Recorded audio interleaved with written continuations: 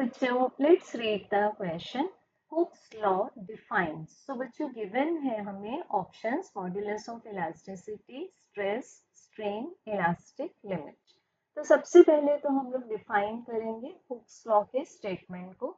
तो according to Hooke's law हम बात करते हैं जस्ट यहाँ पर एक रेस्ट्रिक्टेड जोन है that is with in the elastic limit. तो यहाँ से हमें समझ में आ जाता है कि हमें जो भी यहाँ पर वर्क करना है वो इलास्टिक लिमिट के अंदर करना है. सो हुक्स लॉ के according stress is directly proportional to strain. अब बच्चों यहाँ पर जो स्ट्रेस है, स्ट्रेस कैसा है? मैनुअल है. इट मींस वॉलेंट्री है. हम कितना भी स्ट्रेस यहाँ पर इंक्रीज कर सकते हैं. सो हुक्स लॉ स्ट्रेस को डिफाइन नहीं करता.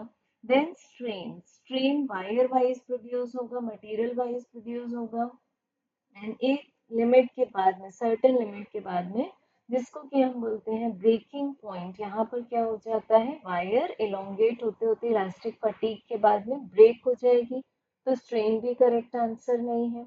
अब बच्चों, जब हमें मिलेगा स्ट्रेस टू द स्ट्रेन का ratio which is also called as the modulus of elasticity, तो हुक्स लॉ के अकॉर्डिंग ये तो कांस्टेंट है. तो Hooke's law modulus of elasticity को भी डिफाइन नहीं करता. बट बेसिकली हम हुक्स लॉ से क्या टेस्ट करते हैं? इलास्टिक लिमिट टेस्ट करते हैं. It means what is the elastic limit?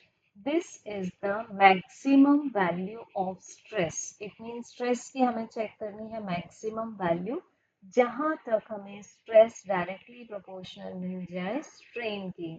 सो इस मैक्सिमम वैल्यू ऑफ स्ट्रेस को हम क्या बोल देंगे? Elastic limit. So correct answer is option D. Thank you.